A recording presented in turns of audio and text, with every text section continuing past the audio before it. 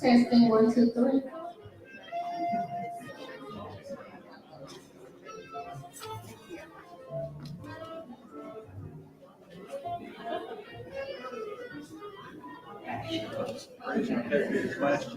And we're about to start. Can I have everyone's attention, please, and if everyone can be seated.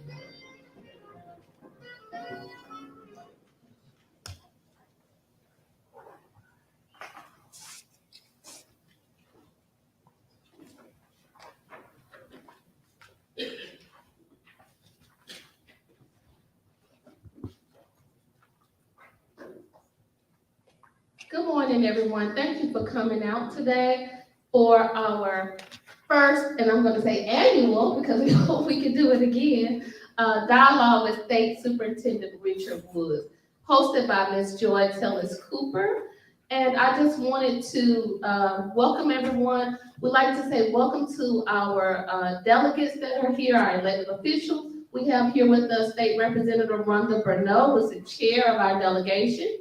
Thank you for coming. We also, a former employee of Clayton County Public Schools and just an awesome supportive person for our Clayton County School District. I would also like to recognize our phenomenal Clayton County School Board members, and they are, some of which are here today, the rest are at work. We have with us Ms. Victoria Williams, District 4. We have Ms. Mary Baker, District 6. And of course, we have our other board members, and you can see their pictures all along here. They're not with us, like I said, most of them are at work today, but they are watching live, as many of our audience members are. I would also like to say thank you to all of our parents and staff members and others that are here. I know so many others wanted to come, but we are in the midst of GMAS testing. And so that definitely takes priority because Dr. Beasley wants us, and the board wants us to do very well. And so that takes priority. With that being said, I would like to introduce our speaker and our guest that's here with us today, State Superintendent Richard Woods. His bio is on the back of our agenda today, in which you can read it. I won't take the time to read all of it. I do want to say that Ms. Joy Tellis Cooper and I had the pleasure of going to the Capitol back in March, around March. And when we were there, we were listening to State Superintendent Richard Woods, and he was sharing so much information that Ms. Tellis Cooper was writing it down, and I was recording, and at one point we just stopped and said, we can't get it all in. We're just gonna have to invite him out. And so when we asked him to come, I think there's a picture. When we asked him to come, he said most definitely he would come and share that. As you know, the Board of Education, as well as Dr. Beasley, we have been doing numerous community chats to share information with the community. And so this is another way for us to share information from the state level. And so we just want to thank you again, Richard Woods, State Superintendent Richard Woods, for coming. But as you can see on his bio, Georgia State Superintendent Richard Woods was born in Pensacola, Florida, and while growing up in a military family, he lived in California, Hawaii, and Virginia before moving to Georgia. And some of the roles that he has had throughout his tenure has been, he was selected as Teacher of the Year. For 8 years, Woods served in various administrative roles such as assistant principal, curriculum director, testing coordinator, pre-K director, and alternative school director. So a very rich background. Also, he has a wife named Leisha, and she is also a retired 30-year educator, and they are longtime residents of Tifton, Georgia. Please let's welcome State Superintendent Richard Woods, who we will hear from shortly. Now we will have State Representative Rhonda Burnell to come and bring greetings on behalf of Clayton County Public Schools, followed by our illustrious Superintendent, Dr. Maurice J. Beasley, Superintendent and CEO of Clayton County Public Schools. Good afternoon, everybody. As Dr. Carter has mentioned, I am the chair of the Clayton County delegation. And so I want to certainly welcome Superintendent Woods to Clayton County. As you all know, there was a lot of legislation that went on this year on the state level. The governor has signed several of those bills, so hopefully you all are going to ask some questions about those things to see how they will affect our school district and our students. And so we look forward to hearing what you have to tell us about that and any other information on the state level. So thank you. Thank you. Good afternoon to everyone. Thank you, Dr. Carter, to our board members, and Tellis Cooper, who is hosting the event, State Superintendent Woods, to all the parents, students who are listening and watching, to the staff, to everyone here. Of course, I bring you greetings on behalf of our board and our school system. We're glad to have you here. It's been an engaging year, needless to say, when it comes to the laws that we will be impacted by here in our K-12 school system.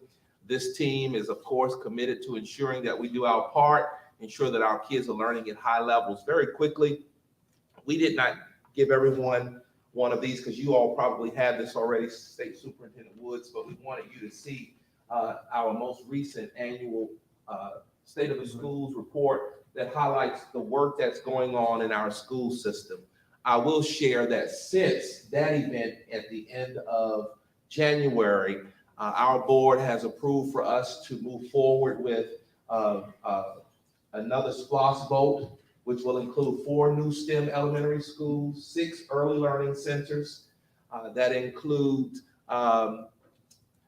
renovations, capital improvement across the district. We're excited about that. We're excited to see that right now we have, this year we had a little under 1,000 pre-K students, and next year, right now, as of yesterday, I believe it was, we have close to 1,500 parents that are expecting pre-K in our district, which is a good problem. And of course, we appreciate Bright from the Start dollars, and then our board is committed to funding whatever Bright from the Start doesn't fund. It's good to see you, Ms. Walker. Thank you for being here representing our PTAs as well. I am excited to share that we are really, as a district, we are really focusing on ensuring that our kids have access to early learning opportunities, access to high quality instructional experiences, rigor, access to the opportunity to develop the 21st century skills. We are STEM, if you will, STEMified. We are stimulated here in Clayton County, if that's what you want to call it. Our summer is filled with nothing but STEM opportunities, and we're excited that our families are taking full advantage of the opportunities that are being afforded. There's a lot of work going on here in Clayton County. As you heard recently, we made some safety-related decisions to ensure that our schools remain safe. We are doing community forums, discussions right now, just to make sure the community is aware, engaged as we look for long-term solutions. We consider ourselves being very proactive. We've not had an incident in which we've had a mass shooting at any of our schools. That has not been the case, but we don't want that to ever happen in our school system. And so we are taking the issue taking the bull by the horns, right? Yes. And going forward and having those conversations. And last night we had our first conversation at North Clayton Middle School. The parents and others were very, very appreciative and shared ideas as we tried to implement solutions that are sustainable, that are practical, and that acknowledge the complexity of the situation that we are dealing with. I do want staff and others that are here to know that as a district, we are committed to ensuring that our teachers get the support that they need. Regardless of the politics at the state capitol, they know my position is we teach the curriculum, we teach the standards, period. And I want everyone to teach the standards in such a way that all students, regardless of a student's race or culture, that they are always appreciated in our schools. That's not an issue that we have, and we want all students to receive the standards that are taught based upon the truth based upon the reality, not based upon what people wish it had been, but based upon the way it actually is. And we acknowledge that there are certain impacts that are occurring in the lives of people today that only exist because of historical actions that have taken place. We acknowledge that, and our students can see that. Our teachers can have those discussions. And so we are very clear here in Clayton County Public Schools that instruction will always focus on critical thinking at the highest level, developing collaboration, creativity, communication skills, and teaching our students, because we can't teach it all, teaching our students to be learners, to know where to go to find those primary, secondary sources, find valid information, to even as they search the internet, how you determine what's true and what's not true, what's accurate, what's not accurate. So those are skills that we have here in Clayton County. And so I'll close by saying this: we were looking at our Georgia System University data, and we're pleased to see, because of our advanced learning effort in which we accelerate all of our students, we're pleased to see that less and less of our students are in need of remediation once they land at our colleges here in the state of Georgia in ELA and math. So we should give ourselves a hand. And we're pleased to share that we've gone from 26% of our students qualifying for the Hope Scholarship to 36% qualifying for the Hope Scholarship. And at the rate that we are increasing, we expect to be much higher in the very near future. So I want to commend all the staff, all our leaders, school leaders, our Board of Education for the commitment that we have to ensure that all students here in Clayton County get the opportunity. It is not a matter of zip code here in Clayton County. If you are enrolled in Clayton County Public Schools, you have access to a rigorous curriculum. We are not the gatekeepers. We are not the gatekeepers.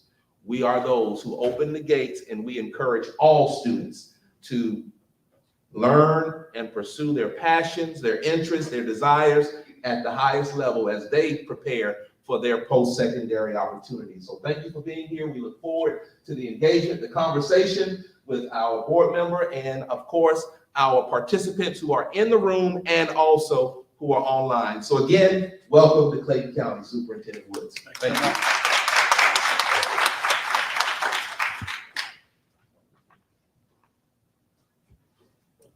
Thank you all for joining us today for the dialogue with State Superintendent Richard Woods. The purpose of this event, it's very simple. I just wanted to go ahead and highlight that. The whole purpose of this is to inform, educate, and advocate for our children. So if anyone knows me, they always know that my why will always be surrounded the kids. My why will always be that. From day one to the end of whenever this ends for me, it will always be about the kids. So I thought it was only a must that we invite Superintendent Richard Woods down to Clayton County so we could ask him any important questions that we had that surrounded our kids and dealt with our kids. So we're going to start off by just tell us, what is the role of a state superintendent? Well, I think the state school superintendent, as I really kind of talk with kids and try to put it in a term, I said, I'm really like the lead principal, to be honest. That's a good way to kind of put it. We have about 2,300 schools in the state of Georgia. So they all, fall underneath that purview. It's my role to make sure that any laws that we have are followed and enacted. Also, we're kind of a transitionary, go-between between you and the federal government. So there's a lot of interaction. A lot of people, don't understand how much, we do have to engage with the federal government. I tell kids, I said, well, if you eat lunch at school, probably there's a good chance that you're interacting with the Federal Department of Agriculture. That's where our nutrition comes from. Right now, you mentioned our testing. Well, that really comes from the federal government. There's a lot of mandates that we have on that, so we have to, look at that. Of course, whether it's facilities, buses, and things of that nature, we help support. But our primary role, again, is to serve and support you at the local level. I think that's the proper role of the Department of Education. I don't think we're here to lay down mandates, but we need to work with everyone involved. We have, roughly 181 school districts plus some charter schools. And, I think we have, I think where we are is that we do expect us all to land at the same educational, I guess, airport or landing pad, but that path looks a lot different for everybody. I think that even as you look at COVID, COVID looked different throughout the state. It was not the same plan, but, our goal was to protect our kids. So it's the same way with public education. We're trying to make sure that we provide our kids, at the end of the day, can they read? Can they do math? Can they communicate? Are we giving them the skill set that will allow them to succeed once they leave public education? I like to say preparing them for life. I mean, that is the goal that, I think we are about, and that's what we're focused on. Today, we will be breaking them up into sections, of course, the students, my wife, so I'll start with some of the questions that surround them. Okay. What funding is being provided or considered to support the additional training needs of teachers who are working in districts that have students experiencing larger gaps or more students experiencing gaps? That's the first part. And how are these teachers being supported with the additional knowledge, practices necessary to address these challenges? I think it comes at two different levels. I mean, you at the local level have been involved with finding out where your kid's at. We're looking right now, we have milestones data. Well, that doesn't take place till the end of the year. But in many schools, and I would dare say even here in Clayton County, you've started looking. You probably have some type of formative assessment that you use. And so that process has already begun, not something we waited on. We did a lot, with putting funding into the after-school program. And so we know those are issues that, that we've got to look at and see. It's so critical that we do find out where our kids are, because that's going to identify need. It's going to identify, what training do we have to have? We're looking at adopting new math standards. Well, we're putting a lot of money in that professional learning for our teachers. So that will really be increased over the next year. And which is, again, if we're coming out of the pandemic, it's a good time for a reset, good time to look at all this. We have created a lot of support materials already, even during the pandemic. So, we've learned a lot. One of the things that I tried to, and did work on with our staff is that what can we do to make sure that we are providing support in the now? Looking at what, being a virtual teacher, what does that look like? I mean, to be honest, everybody went to school to become a virtual teacher, but it is a reality of what we had to deal with throughout the state. So, is that a continuing option? Is it something we have to look at? And so I think there are opportunities to, expand learning by using technology. But that requires a different skill set. It does require, working with that. So we do have professional learning for that.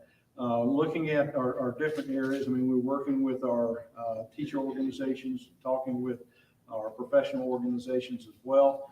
And so that goes from leadership all the way into the classroom. So, it's a team effort. It's not something you can do in isolation, what we shouldn't be doing in isolation. So, we're going to continue to add those resources. I'm, very thankful again to the representative and our Senate and governor for, closing the austerity gap. That helps us to be, as I said, we're fully funded. So that our resources there. We had a lot of money that came from the federal government during this time as well. So, districts are, looking at and have already started using that money. One of the things I hope is that we get to maybe extend the time period of when we have to use that money, just so that, because, as we're doing things, we find out, well, this may be working, this may not be working. And so I think we have to have that flexibility to adjust by basically what we're seeing. And right now, I would expect at the end of this year, once we get the milestone data, and continue to have conversations with our districts, we're setting a new baseline. It's going to give us an idea where we're at, but that's already been going on with a lot of formative testing that's in place. So, and I would just add this, one of the good things I'm excited about, we actually had a formative tool called Beacon, And it was developed by DRC, who was the creator of our milestones test, but that was made free to every single district. So it is aligned to our 3.8 math and English language arts standards. So, we're doing things to cut costs for y'all, but give you resources as well. All right. As state superintendent, what policies or strategies are you advancing to improve academic achievement for all students and close academic gaps in Georgia and in Clayton County? Well, there again, something that's always been passionate for me. I was a high school social studies teacher, but what I realized early on is that you've got to have kids that have the ability to read. Reading opens up success for every single class and offering that's there. Georgia has been awarded in the past the largest financial amount, for reading. So we continue with our L4 GA grant to continue to push that. So those are things we have to continue to monitor, making sure our kids can actually read in the early grades. That's where we have to catch them. And so I think putting resources, putting things in place that help support that, especially in our math too. So those are, that K-5 area, I cannot say, and I wouldn't even throw in pre-K, is so critical to lay the groundwork for future success. And, I think those are things where we're looking at, how do we test? Is there a better way in which we can use a test, not necessarily for just accountability piece, but testing in itself in its purest form needs to be looking at how do we improve a child's academic outcomes. And so, we're looking at that. We've, been involved with a pilot, but again, just trying to think what are some ways we can address that. And, once we move past that, you begin to look at what are opportunities for kids. I think for years, we said every child's going to go to a four-year university. Be honest, one of the worst mistakes we ever made when it comes to education. That's the way our standards were aligned. That's what the graduation expectation was. And so we're beginning to move away from that. During the next 4 years, as I think about that, we want to expand those educational opportunities. Even for myself, I was a liberal arts major. Well, my coursework looks a lot different than a math, science, or medical person. So even within, it looks different. So we have to think about what does education look like for someone going to a technical college, the military, or straight into the workforce. And, because we have a lot of need that's out there. In fact, I was just talking with a major leader in the business community, and they were expressing these are things that we need, and it was really kind of opening up doors for those that perhaps once they leave, they haven't decided where they're going to go, what they're going to do, but they want to get a job. And I think that's looking at what is the credentialing, what is business and industry looking for? Our workforce definitely, our young people have changed. They can be very transitory as you look at what's going on. So it's requiring a lot of work, a lot of talk, a lot of planning, but I think you got to get the foundation correct. That is mandatory. That will continue to be a focus, for myself, and we expand that.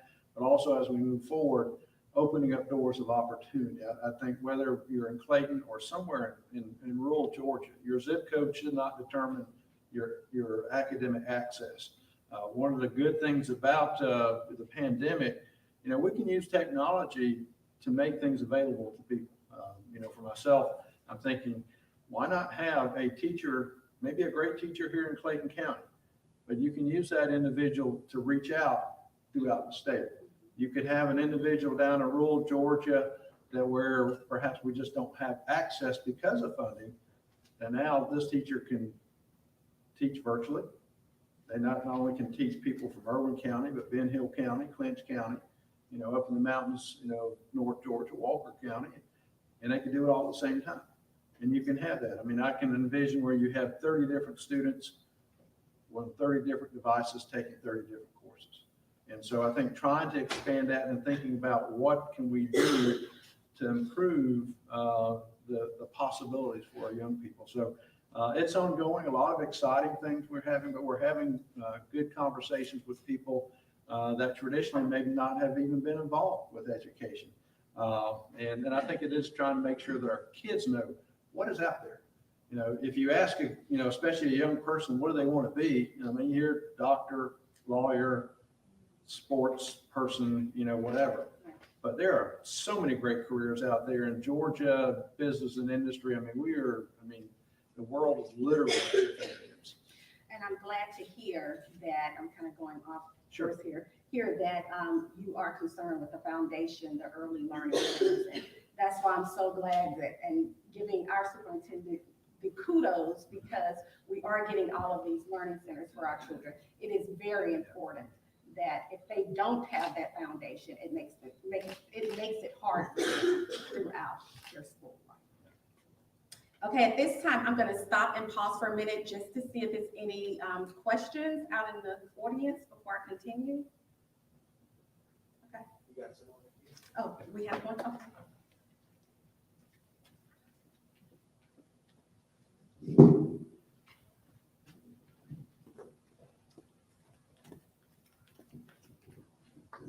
Thank you. As I stated, during this legislative session, there were a lot of bills that were aimed at teachers and at educators. And so, of course, this is Teacher Appreciation Week. And being a retired educator, I'm always an advocate for teachers and for all school systems.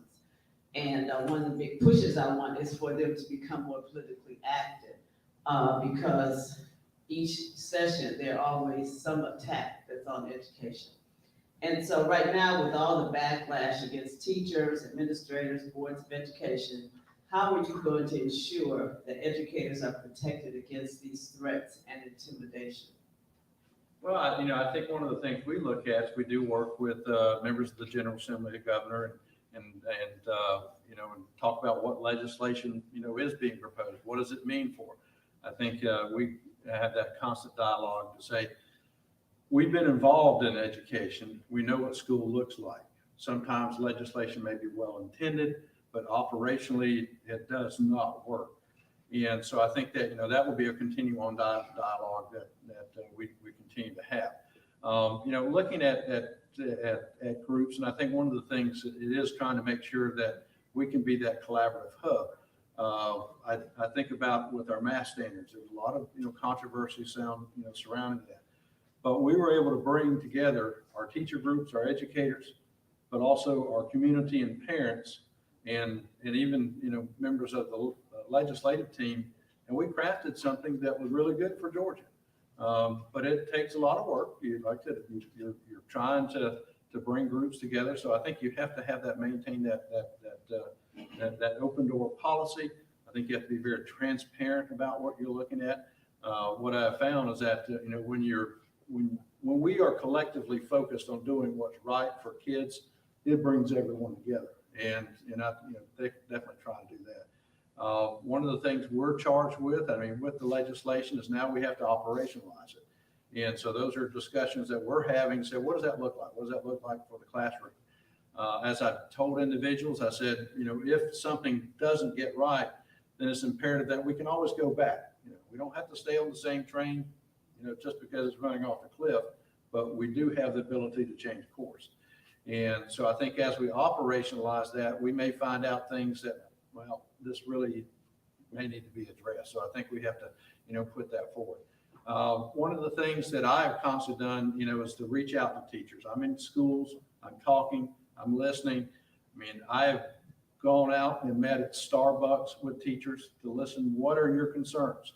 Right now, we have actually have a group of teachers that have been meeting over the past month and a half, looking at teacher burnout, saying, what are the issues you deal with? What are the things that we really need to address that will allow you to really teach kids? And I think, we did that early on when I first came on. And it was, when I first was here, it was just testing. And so we were able to reduce the amount of testing. The largest reduction of testing in our state's history. Looking at, what the evaluation, system looks like. I firmly believe we need to revisit that because we did put all our teachers in the same box. But, if you've been around education, that first year teacher looks a whole lot different than somebody that's 10, 15, 20, or 30 years down the road. So to say that everyone's expected to do the same, I think we have to, look at that. In conjunction with teachers, it is making sure that our leadership is solid. I tell people all the time, your most important person is your school principal, because that's the individual that deals with that group day in and day out, and that individual will set the tone and the environment. And it will be either an environment that is conducive for learning, or it will be one that is pushing against learning. And so, because I use the example that if I was a coach and everybody on my team was named LeBron James, I'd have a pretty good team, okay? Or Michael Jordan, pick your legacy when you were there. But if I'm a coach and I'm making all the wrong plays and all the wrong calls, I'm going to make LeBron and Michael look like Richard trying to play ball. And that's not going to be a winning team, okay? And so those are things you have to collectively look at. But we are listening, we're looking at things because at the end of the day, we've got to allow our teachers to close their door, build a relationship with their kids, and teach. That's simple. So we'll continue to push that forward. But it means still continuing those dialogues with people as we move forward. Thank you. Okay, I'll continue on to the, I'm sorry.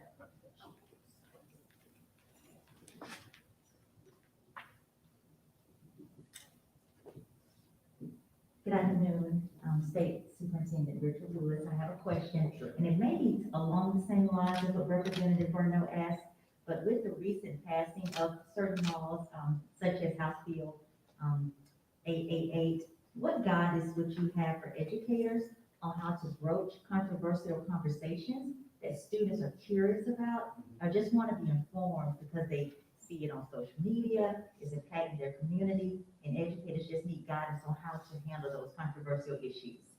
Well, I think for myself, I was a high school social studies teacher. I taught history, taught government, sociology, psychology. So I, had the whole gamut. For teachers, I think what I would recommend, and I think it's superintendent mentioned, our main focus is that we're expected to teach our standards. If you teach our standards, there's no problem in the state of Georgia. That's what we expect our kids to learn.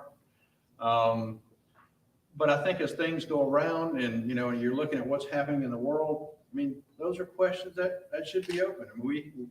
Those were things that I dealt with. Kids would ask me. I think one of the things I looked at is I taught all the major world religions, and that can be controversial in a sense, but it's like, our job is to inform. We present you with information. I think that's what we want to present all our kids with, factual information, say this is what's there.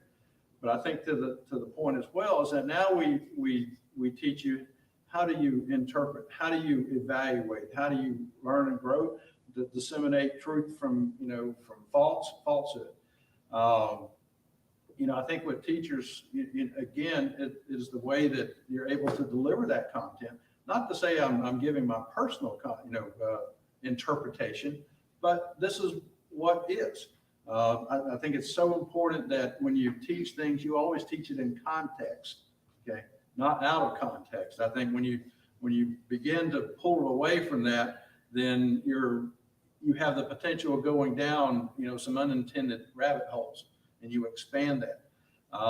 And I think that's, one of the things that we have to look at the teacher training. What does that mean? what does that look like? But you never want to stop dialogue. You never want to stop conversation that's out there. Because my kids, they, to be honest, they would come up with some very dicey, topics, to be honest. And at high school, that can be some really heavy stuff. But it is, first of all, I think, building that relationship with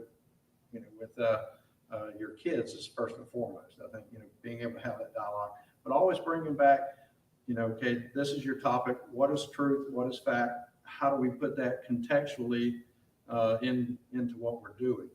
And as I said, if I think we're following, our standards, that's fine. Because we're not going to avoid uncomfortable topics. I mean, I think about when I was a teacher, I taught about slavery, okay? I taught about Jim Crow, taught about Trail of Tears, the Holocaust, segregation, the Civil Rights Movement. I mean, those were things there. The women's rights movement. I mean, at one time you'd probably say that was pretty controversial, and things. So I think there, that is, things we look at, but we teach things in historical context so we can learn, so we can hopefully not make the same mistakes that fell to us in the past, that we actually get better. You never want to, quell a dialogue. But once a kid, if they ask something, it's an opportunity for a learning moment. And so I think that's what we have to look at. And if it's initiated by a child, then that does give you, leeway. It's something, again, when I look at the legislation, I said, could I live with it? Could I teach, be an effective teacher? And to be honest, I didn't have a problem with it. I said, I'd still be doing my thing, and it'd be fine. All right. Any other questions? I think I have a question.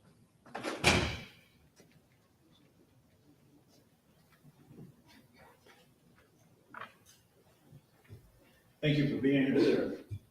So I think we all can agree that progress is a road to proficiency. Right?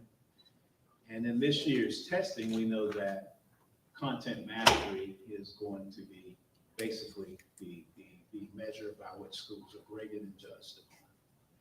Does the state have any way or any means or any idea of how they will tout the progress that districts are making? Because we're coming right off a pandemic, and making progress should account for something. Do you have any ideas about that? And do you have anything that you can tell us? Because we intend to make great progress as we prepare to be great content masters in the future. Well, I just mentioned this year, when it does come to testing, this is kind of a baseline for us.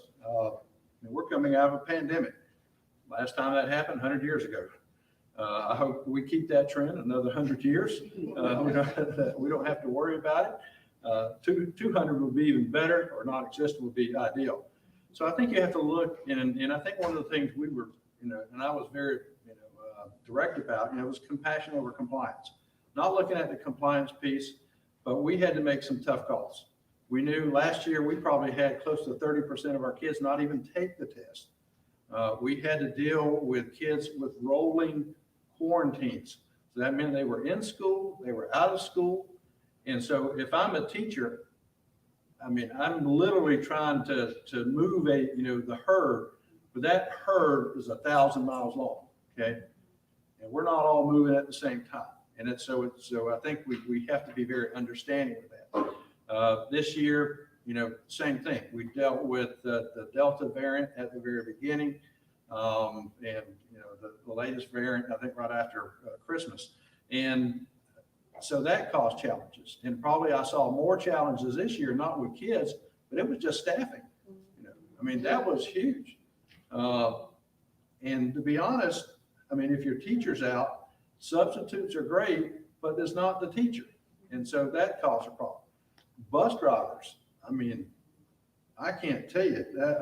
Every county I go, I see a yellow bus that has a sign that says bus drivers wanted. And that's throughout the state. Having cafeteria workers. It's just been, a challenge to say that. So how things, like I said, I think we've done a great job in Georgia. I expect to see good things with our testing. That's, will it be where we would like it to be? Probably not. It's just the fact of what we have dealt with. We have kids, one of the challenges I heard, we had kids who were coming into school for the first time and they're in second grade. Well, there's a lot of growth and development of just, how do I walk through a school?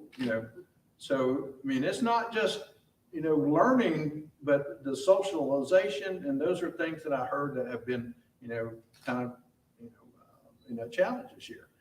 So I think, we'll continue to look and put the compassion piece first. Not lowering the expectations, but I think taking that information where we're at, said, okay, this is the reality. This is where we are.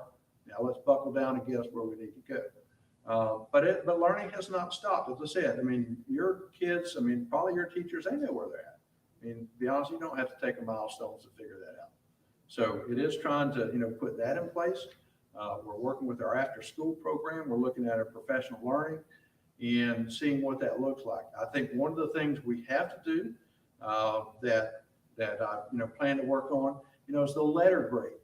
I mean, there's a stigma that can go out there when you say, well, I have a 68 or I have a 72.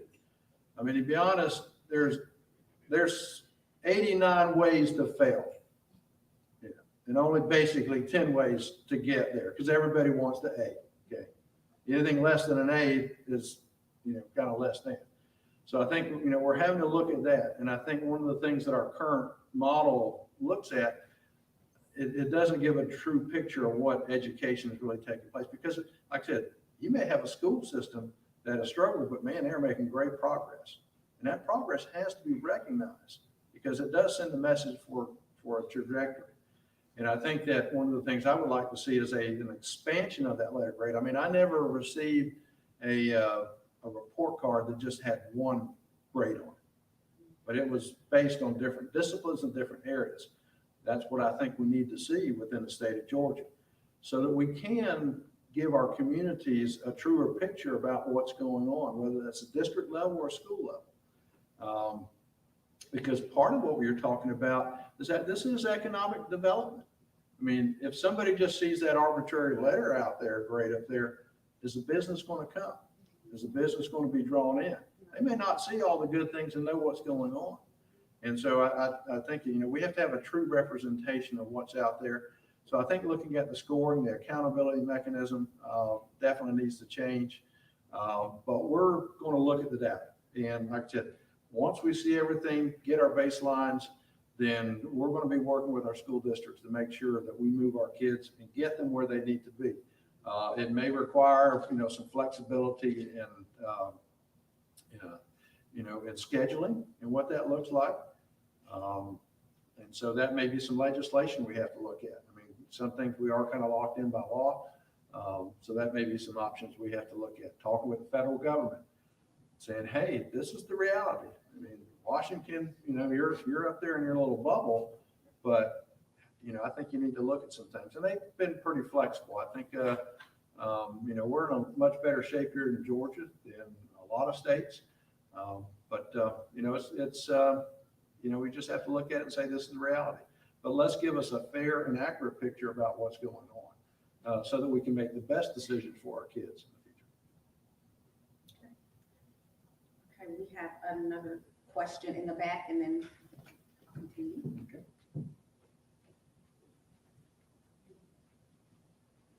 Good afternoon, Superintendent Woods. I'm sorry, I didn't know which one. I like it when we popcorn. That's okay, we can popcorn. Good afternoon, Superintendent Woods. I would like to ask, what is your vision? I'm glad that our delegation chair and the young lady brought up about the bill 888. What is your vision for Clayton County? Although you oversee the other counties, but what's your vision for Clayton County? And before you answer, I want to thank my district board member for doing this. Thank you so much. Well, I would say my vision for Clayton County is to provide your kids with the greatest education they can possibly get, to allow them to be strong readers, writers, arithmetic, communicators, and give them a skill set that allows them to go anywhere they want to go. To have a skill set that will allow them to succeed in life. And I would say that because I share this with superintendents, I share this with individuals. Your success is our success. Okay. Typically in this office, we are just a reflection of the good or the not so good work that's going down at the local level. So, that is, I would say, is my vision for Clayton County. I want you to succeed. I want every single school district in the state to succeed. Because it's imperative for our kids. I think, when I see stories about this school's not doing this, or perhaps these kids, they fall through the cracks. That's unacceptable. We should have no child that falls through the crack. And I think it's looking at, are we locked into an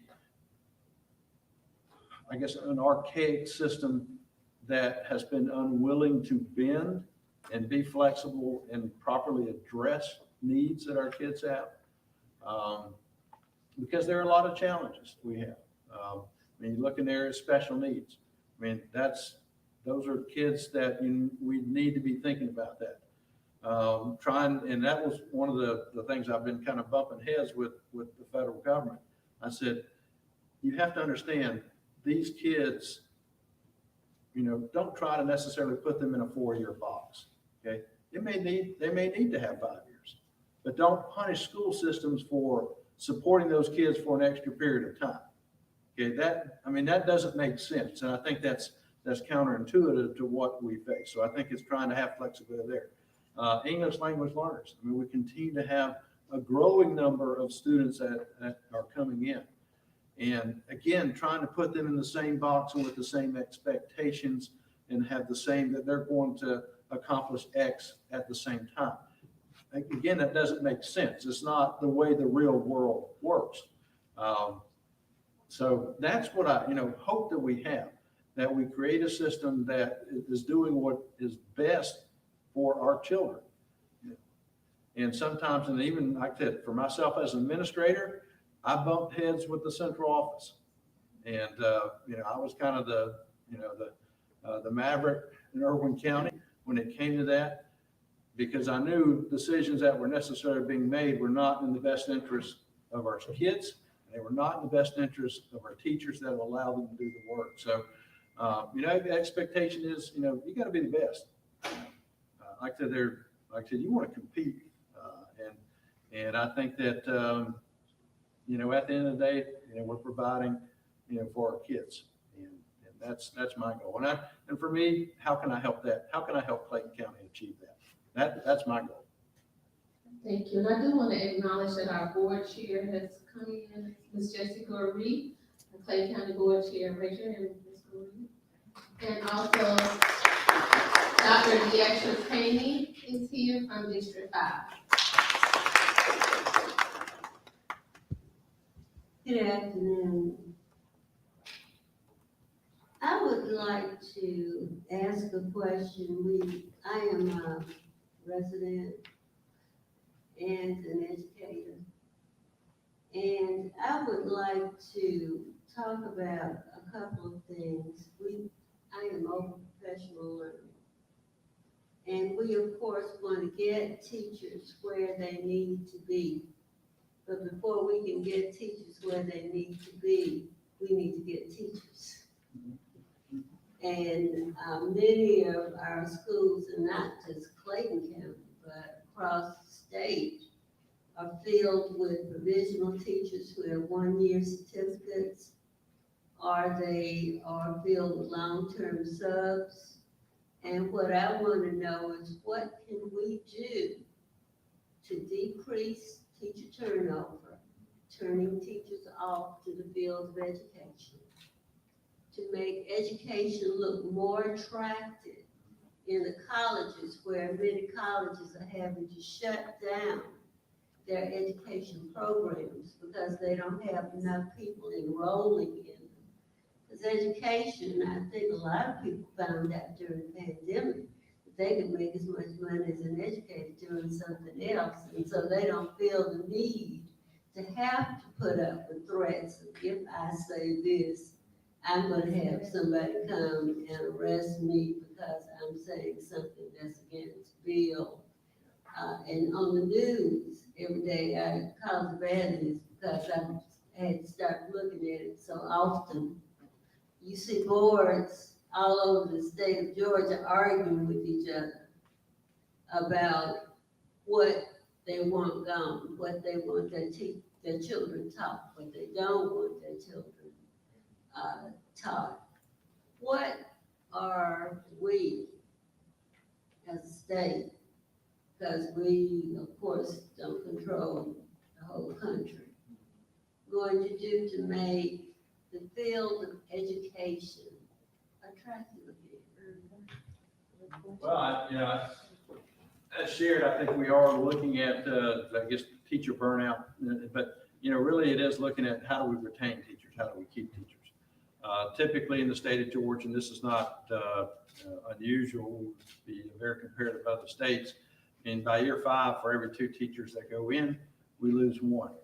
So at some point, I don't know that it's necessarily a recruitment problem, but it is a retention problem. If we were able just to cut into that, it would help. Now, if there is an issue with colleges of education, we're not attracting as many people as we used to. Even this year alone, I was in a district, and for the first time in my life, they were having a hard time finding just a basic general elementary school teacher. And I'm thinking usually you get applications that are, that high when it comes to that.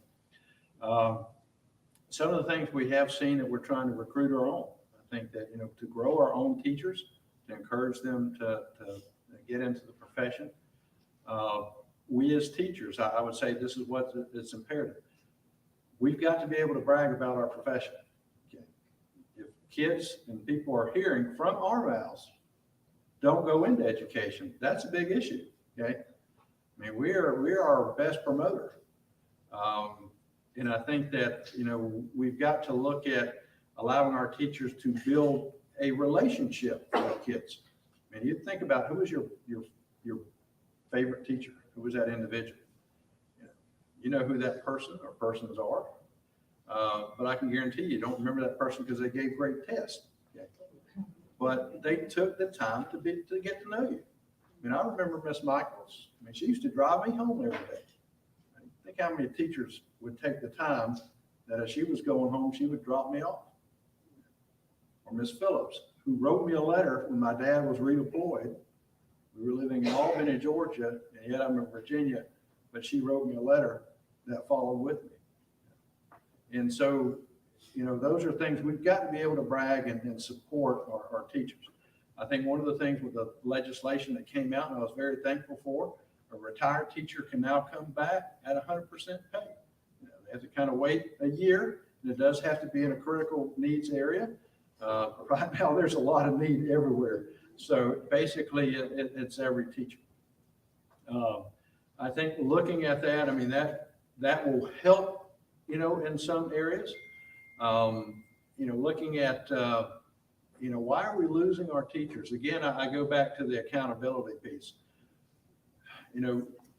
Those are young teachers. They need support. Okay. You cannot expect just to hand them textbooks and it's magically going to happen. Again, I remember being a first-year teacher going into my class. I thought I knew it all. It didn't take long to find out. I didn't really know, as much as I needed to know. And I think that those are things where we have to work with our colleges of education to make sure they're receiving the proper training. The time in the classroom, that needs to happen. One of the things that I would like to see with our teacher accountability is that for those veteran teachers, they become mentor teachers. They work with those young teachers. So it's kind of a day in, day out basis in which they're, spending time, they're training, they're mentoring. I think going back to leadership training as well. And what happens in that school, that environment, largely is set by that principal. And you have to have good standards. You have to know, and teachers have to know that, hey, I got your back. They don't like to go in there feeling like I'm on my own. To be honest, some of the things which I would love to see is, probably I think, we're all afraid about being sued. That's what drives everybody. It's afraid I can't say anything or do anything because something legally is going to happen to me. We might have to look at tort, legislation, doing some things that address and put a teacher protection, it's just like our police. They have that protection. But it's not because we're doing bad things to kids, but the dynamic of the world has changed. be honest, when I was in school and when I first started teaching, if anyone from the school called home, that was not a good day for me, okay? Not at all. But I think that relationship somehow has changed between our parents and our education community. And I don't know, that requires, again, building and expanding a relationship outside of school.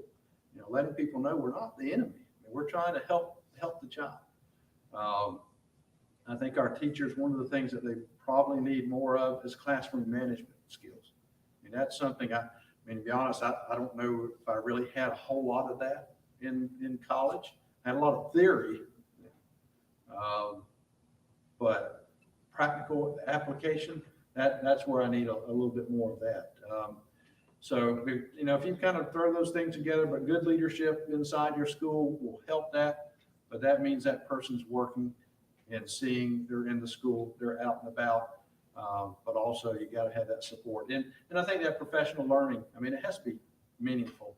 I can't tell you the amount of meetings I went to, and I'm thinking, why am I here?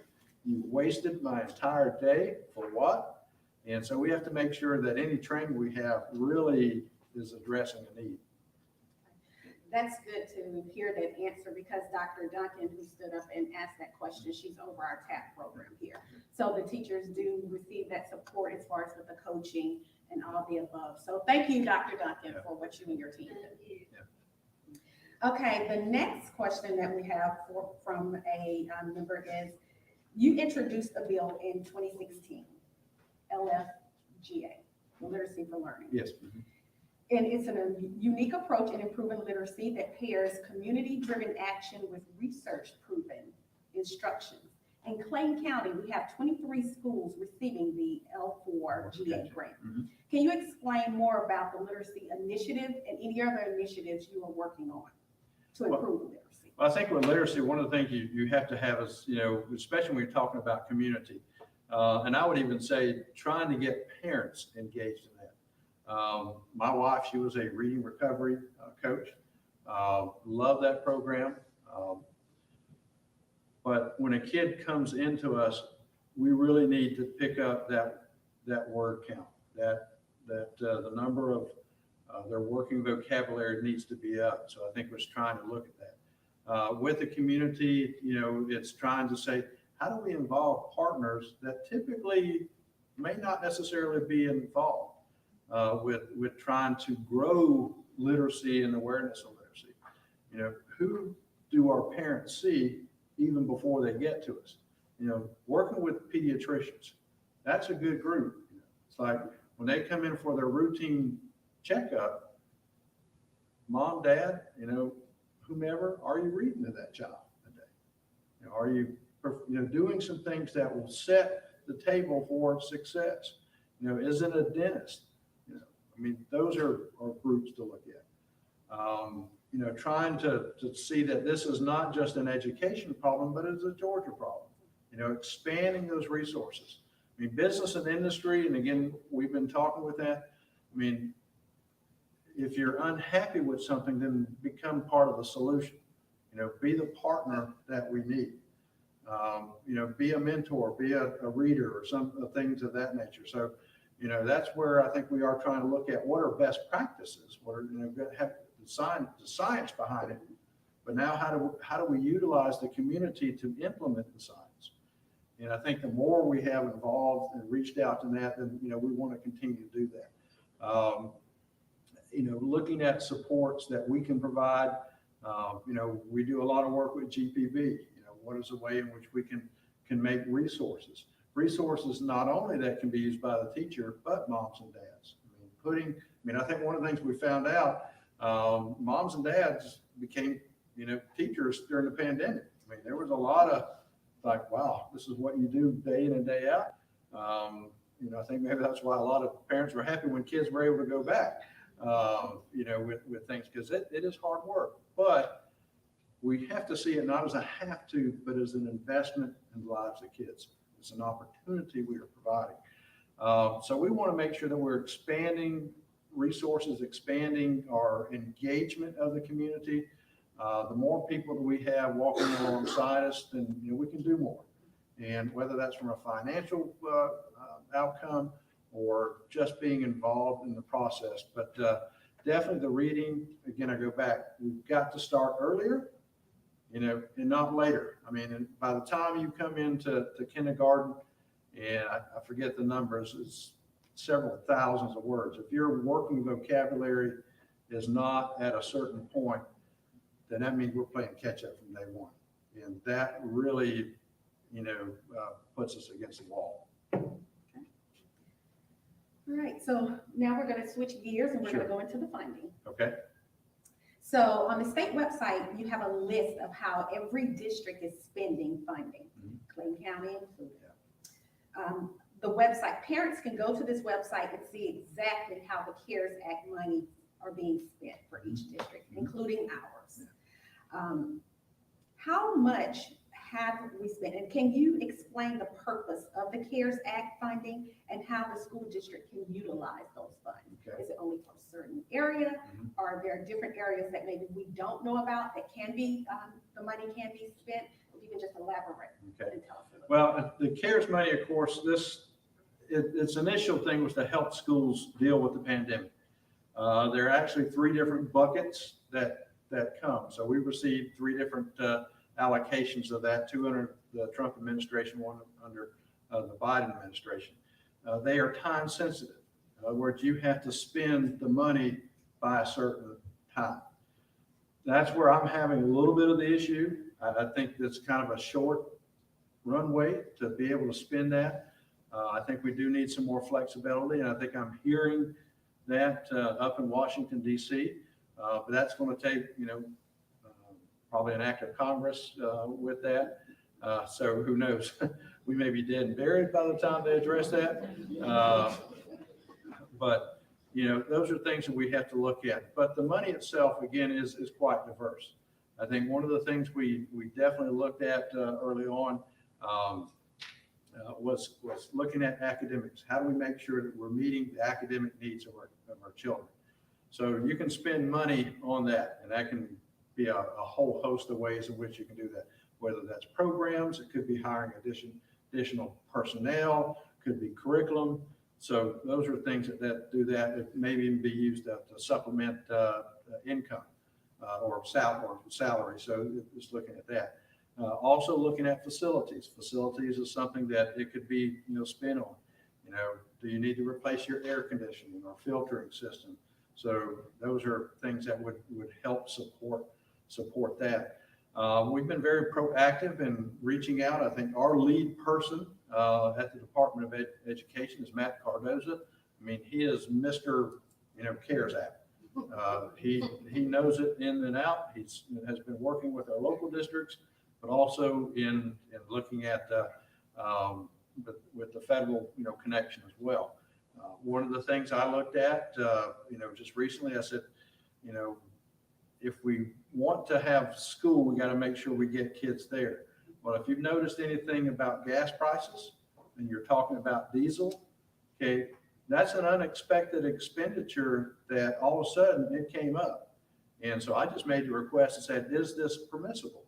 Trying to think outside the box. Because I remember around 2008, and I remember Irwin County, and I remember the state of Georgia, we had school systems that had to cut back on the number of days that they were actually in. And that's because of the cost of diesel. Okay. And that cost Irwin County, that was $600,000. And we're a small single A school. That was $600,000 that was not in our budget. We had to find out what are we going to do? And so I think trying to have that flexibility is there. There's actually a lot that we can do. We've had, some individuals that wanted to use it for something like lawn care. Well, that was a no-no. You don't do that for lawn care. That doesn't affect the pandemic. So it is, with the flexibility, it is with the purpose of saying, hey, how do I best use that money to get through the pandemic, to make sure we're catching our kids up, But I think not only just catching our kids up, but for those that are ready to move on, you don't want to hold anybody back. So you've got to push forward. Do we have the materials? I think initially when we first started, nobody knew what the pandemic was going to look like. how long was this, were we going to be, in this area? What did virtual look like? I mean, a lot of districts use that to buy devices. So again, that was one of the ways in which that came up to improve at least internet access as much as it could. So that's something that continues to be ongoing. And have, and I think to provide training as well. Because I go back, we did not prepare ourselves to be virtual teachers. And so that looks like something different, making sure that our kids were fed. I mean, we still had the charge of feeding kids. So some of that money, went in to provide that. We probably became the largest delivery service, when it came to food. We could give Domino's a run for its money, with our giving that, the food and stuff out. So it is something we're continuing, but unfortunately, it is something that is time sensitive. So I think by 2025, I think all the money is supposed to be spent.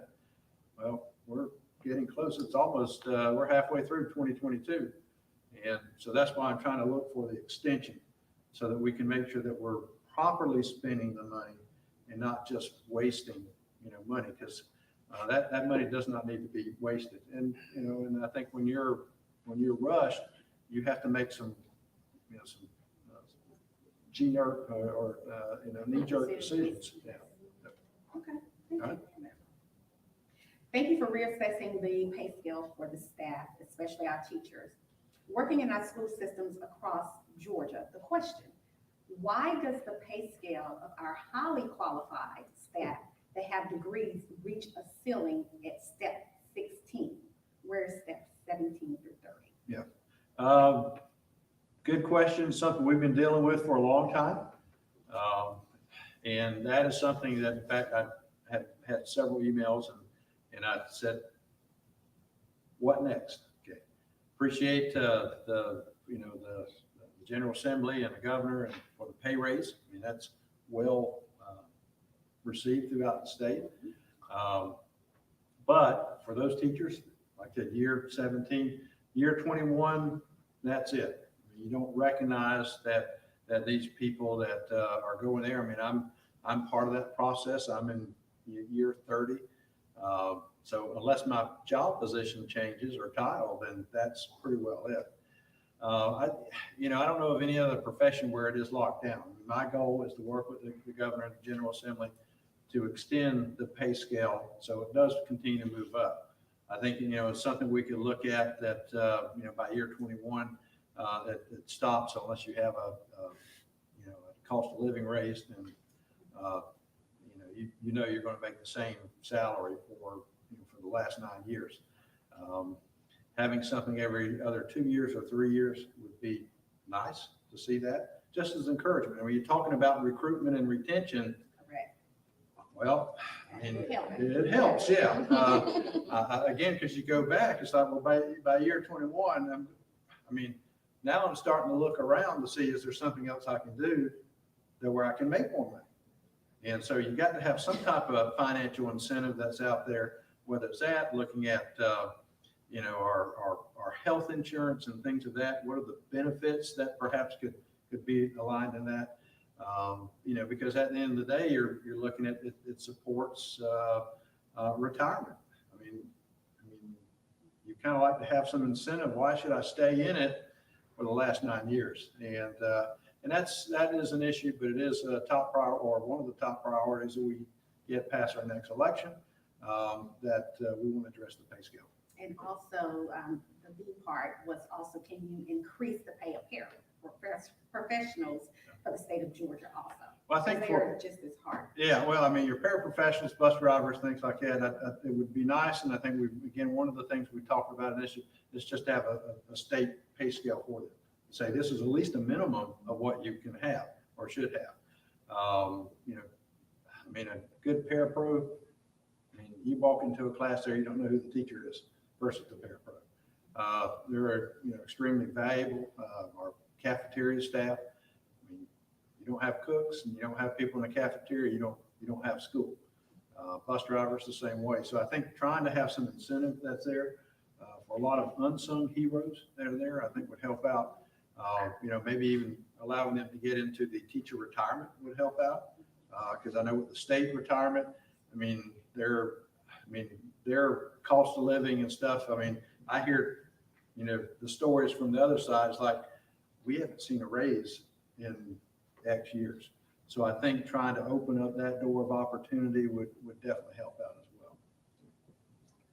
And one thing I do want to point out, before we go into the bills, Sure. and some of the other things is, we just passed for the teachers to receive raises here. So along with our superintendent and the staff here, they are doing incentives to give the teachers more pay, and the parapros, and the bus drivers and everyone else. So we're kind of being proactive about the situation here in Clayton County, and I do want everyone to know that, because we are being proactive about making sure that we're trying to retain our teachers and keep them here, along with not just our teachers, the staff. So kudos. Okay. Yeah, because I know in your district, you compete with a lot of folks. Okay, so we have a question from you. This question is from Representative Sandy Scott. The QBE funding formula hasn't been updated in decades. And so how do you plan to prioritize that for the 2023 budget? Well, I think of course, that means we're now working with the General Assembly, working with the governor. Those things don't have, happen in isolation. I remember under Governor Deal, there was an attempt, there have been several attempts to address that. I'm willing to work. I'm willing to put that on the table.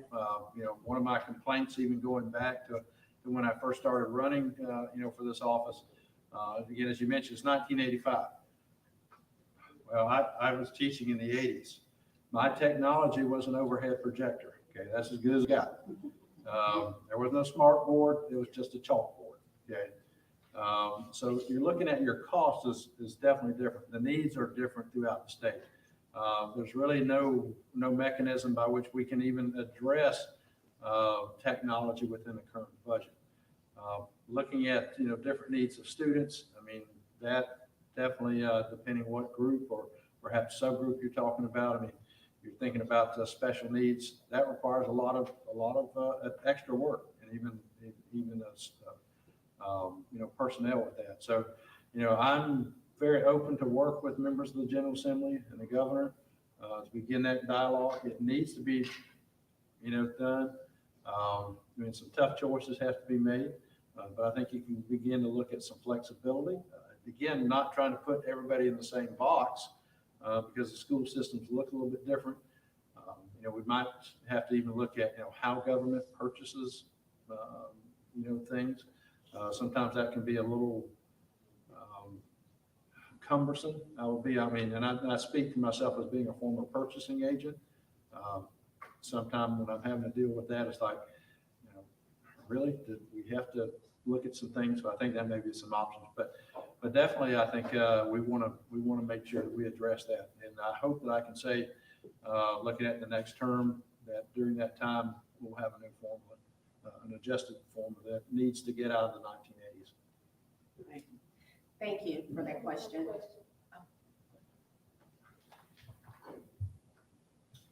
Hey, how you doing? My name is Ahmad Parker.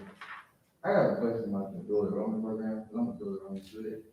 I just want to know what's going to happen with the dual enrollment, because you can only take a certain amount of courses and graduate with an associate's degree. But my teacher was telling me in previous years, they would have a graduation ceremony, but never going to get there. So I want to know what's going to happen with the dual enrollment program. I know last year there were some changes that were made within it. It almost became a victim of its own success because it was very successful. With the funding on that, really it is probably now more of a junior-senior type program. One of the things we're looking at that maybe kind of help with that, well, actually a couple of things. What does a graduation pathway look like? I think trying to expand that would maybe open up some options that where we can extend that. I think having your freshman, sophomore year be your kind of your core year, the things you're looking at taking. and then opening up some doors there. Now, we have been in conversation and we have done some MOUs with the technical school system. Right now, we are allowed to give college credit outside of the dual enrollment program, just based on, because you're taking these courses. So like I said, Commissioner Dozier and his team have been very good. So I think that allows some opportunities to take place. If it's something that we can have some agreements with the university system, maybe we can do the same thing. So I think, again, trying to look at some options. If you go back to the funding, maybe that's something we can look at, the funding formula as well. Because to say that you graduate with an associate's degree, that's great. I think having that, and we talk about, student debt,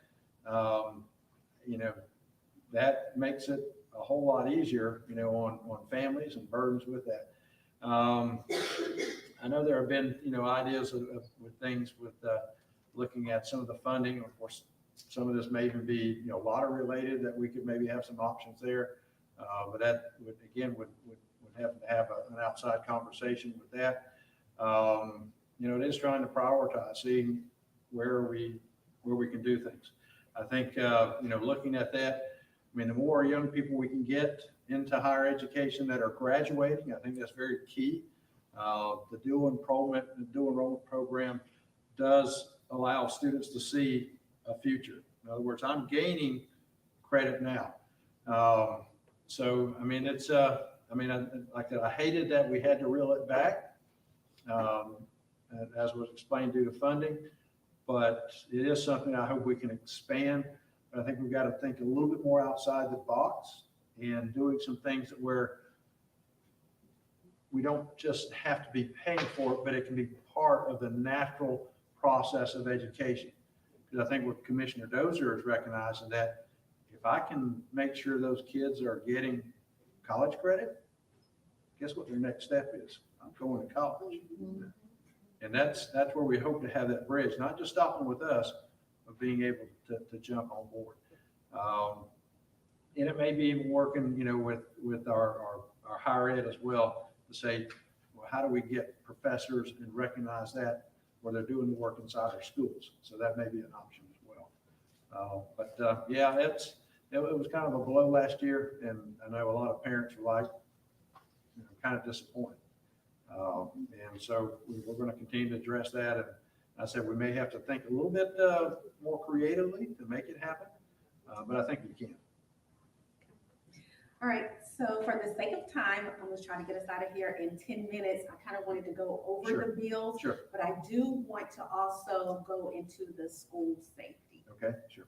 So if just quickly you could go over the Senate bill. We've kind of talked about some of these: House Bill 1084, Senate Bill 226, House Bill 588, House Bill 385, House Bill 517, and Senate Bill 220. Well, looking at it again, there was a collection of bills that you looked at with, I would say, trying to quantify what they are: the Parent Bill of Rights, the inappropriate materials, and divisive concepts. At the end of the day, I think you said we have to be focused on what our kids need and what is the goal, that they have to have the education that will allow them to succeed. Looking at the bills, I did not have an issue, again, for myself, and thinking about if I was a classroom teacher. Of course, there are certain steps, and again, it's not absolute, but you work at the local level and potentially it could be petitioned up to the State Board of Education. I think when you look at, materials and things of that nature, you can have some flexibility. I think sometimes having, if it's an issue with a parent, you can have an opt-in instead of more of an opt-out. You can always find, acceptable options for students. There's a whole host of things you can do that. Now I would say this: in some of the materials and content I've seen, I would have a hard time exposing, if I had a child, to that. I think it would be very inappropriate.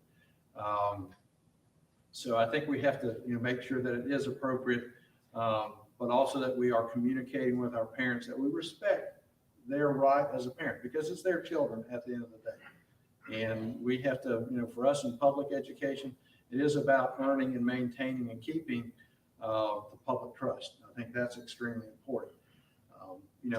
We'll look at this, we'll look at operationally.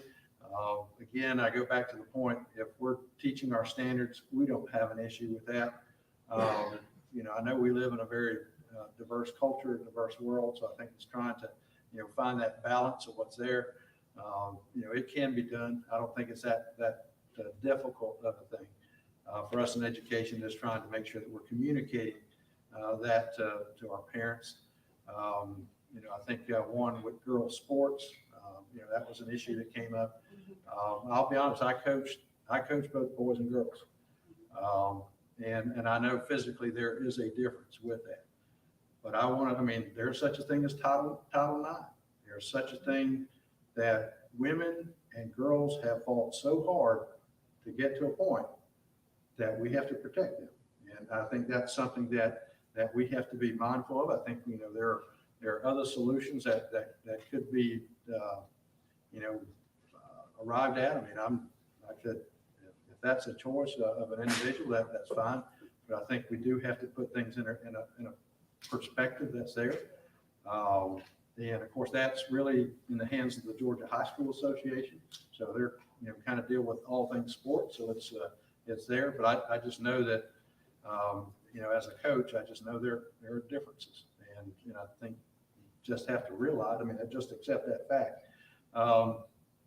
But with the other legislation, I said we had a good thing. I said our budget was funded. Austerity was cut back. Teachers, I think were a lot of good things that were there. The raises, allowing our retired teachers to come back. So I think collectively, we had a pretty good session. We're going to work on it. Continue, as I said, if we need to, look at it and say, this really is not soundly operational, then we come back and we'll continue to have that dialogue. Okay. And we're going to end with school safety. In the beginning, our superintendent, he stood up and he was telling you about the forum that we had last night as far as with the school safety. We've been having different initiatives throughout the district, like the Stop the Violence campaign by our Dr. D. Haney. And also we have my board member, Mary Baker, who will be hosting a safety event, which gun safety. Student services have also been a part of, Dr. Nunez, her group is very active as far as this trying to combat school safety and making sure that our students are okay and mentally healthy. With the increased concerns of safety in the school, how do you feel and what can you do to combat that violence in the school? Okay. Before any student can learn, they have to be ready to learn. And that means their environment has to be safe. Kids, they cannot enter a school and be worried and looking over their shoulder all the time. That does not set the table for learning. One of the things that just recently I did meet with the governor and various individuals talking about school safety. School safety has to come first. That is first and foremost of anything we do. And that's, safety for our students, it's safety for our staff, and anyone that enters the school.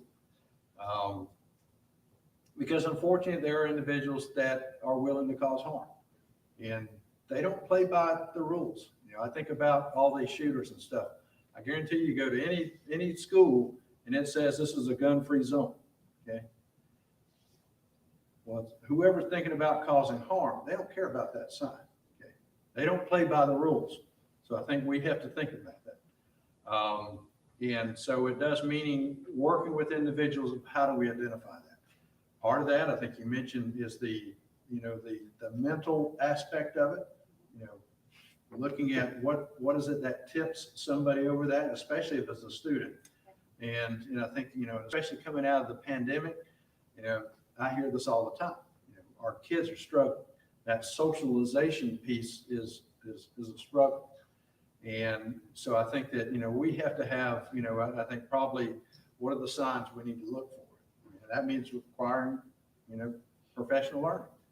It's working with our teachers, working with our staff to know what we're looking for. That's why building relationships with our children is so important. They know what's going on with their peers. I mean, when you look at it, and I think it was the shooting down in Florida, there were students that knew this was going to take place. They had an awareness of that. It's like, why didn't you let the school know? Why didn't you let people know? So I think you have to have that. And in certain cases, there have been people, and I know recently we've had some things, I think even within the state, in which students stood up and they let the proper people know and things were averted. And so we've got to build that trust. We've got to have that, established within our schools. Things that we can do, any new construction, what does that look like? And we have to have things in place that allow us to lock down the school safely and quickly. I think looking at early warning, things with that, we have to make sure that our schools are doing their drills. One of the things that really probably grates me a little bit is that, even how lax and just, we don't take even just a fire drill serious. I mean, those are things you practice, and you practice for a reason. I mean, if you have an active intruder that comes into your school, you don't want to do same day training. Okay, that's not good. Okay. You've got to be on the front side of that. And so I think we've got to do a better, and that's one of the initiatives I'm looking at is, trying to establish what does a safe school look like? What are some designations and basic steps that we can recognize schools for actually doing what's right? It's something, again, as going back, it deals with construction, it deals with talking with people. Gangs are an issue in the state, and that's from rural Georgia to metro Georgia. That's an unhealthy environment for our kids. And so I think, those are things where we work with law enforcement, trying to look at that and making sure. I said, instead of being involved in a gang, we need to make sure our kids are involved in extracurricular activities. I think when you look at those extracurricular activities for our kids and give them meaning, access to things, our graduation rate goes up. Anyone that's involved in an extracurricular activity, their trajectory of success goes. We need to make sure we have funding for that. I was appreciative of Governor Kemp. I think during the first 2 years of his tenure, provided every school with $25,000 to make enhancements when it came to security, and also had another round of grants afterwards. But I think we've got to put that as the number one investment for our kids, because like I said, if you're feeling uncomfortable going into a school, you're not going to be worried about learning. No, you're not. That is so true. And I think we have a question from our board member. Sure. Hi, I'm Mary Baker. The violence has weighed on my heart. I'm working with our DA and our chief of police to do a gun lock giveaway. I think this is multifaceted. There's not one size that fits all. We've got to do a lot of things. One of the things that we've talked about in groups is we have Red Ribbon Week to talk to children about drugs at a very young age, age appropriate. Yeah. But I would like to see a state sponsored or backed, whatever you want to call it, safety week. Okay. Maybe we talk about fire safety, gun safety, mental health safety, personal safety, whatever. But if you get those kids at this young age to start making posters and stuff, just like they did Red Ribbon, it's made a big difference in that. And I think this is something that, like I said, it's not as much of a question as it is an idea, because I don't believe on complaining about something if you don't have an idea to go with it. So that's my idea for you. And that's a great idea. I mean, I know, like I said, especially the younger kids, they get into that. But I would say this, I think we have to be intentional about it.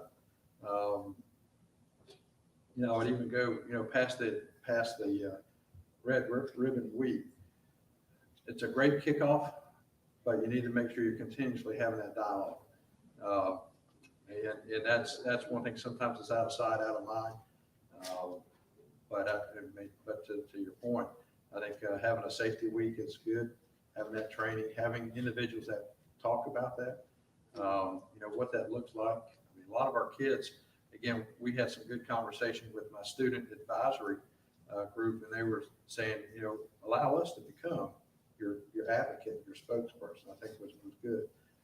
Trying to think, okay, we have these hotlines and stuff, but how do you access that? What are the ways in which people can access that today? Many people, again, what I'm hearing is that, it's just like contacting parents. I said, many people don't read email anymore, but they will read a text. So I think it is trying to put that, to have some things.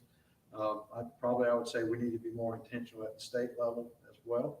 I think as districts, if they see it's important to us, then it sometimes, trickles down, but excellent idea on that. So we'll definitely look into that. So I think we have gone over our time. If you can just help me to tell Mr. Richard Woods, thank you so much for stopping by Sure. and having this dialogue with us. We have many more questions, but of course, due to time, I do want to thank everyone for coming out today and supporting this dialogue with Mr. Richard Woods. It's more to come. I think it's very important that when I first started, that we educate, inform, and advocate for our kids. So things like this give us, Clayton County, the opportunity to be with individuals that can help us or help us to find solutions, or if we have questions or problems or even concerns about our children, they're here for us to answer those, whether they're hard questions, whether they're just questions we want to know, whether there's initiatives that we just wanted to throw out there. So I think it's so important that we do this and we continue to do this, whether it's quarterly, monthly, or however. So again, thank you so much to the legislators, my board members, PTSA, Community Development Authority, and everyone else, the teachers, the staff, and everyone else for showing up and supporting this event for today. So again, let's give him a round of applause for coming out. And refreshments are outside. This concludes. Oh, right. Anybody, I would be remiss to say, Dr. Carter, if you could just please stand up so they can see you. This lady has been running tirelessly for the last couple of weeks trying to get this together. So thank you so much. I truly appreciate that. Any ending remarks before we go? Well, again, I appreciate the opportunity. My door is always open. I think it's very important that we continue to have the dialogues. Again, your thoughts and stuff definitely have an impact. I represent you at the state level, elected by the people of Georgia. But I appreciate Dr. Beasley and again your work here with that. Like I said, my commitment is to make sure that all of our students have a great education that prepares them for life. It gives them opportunity to raise themselves up where they're at. I know that largely is at the local level, and that's where for us we need to make sure that we serve and support you. Because as always, as I shared, success happens here, okay? Not many kids up in my office during the course of the year, but we need to make sure that we're supporting our teachers in the classrooms and our communities at large. So again, thank you for the opportunity. Thank you. Thank you so much, Dr. Beasley. Thank you. That concludes the live stream, and we will conclude its refreshments in the back. And of course, we'll do lunch. Okay, thank you.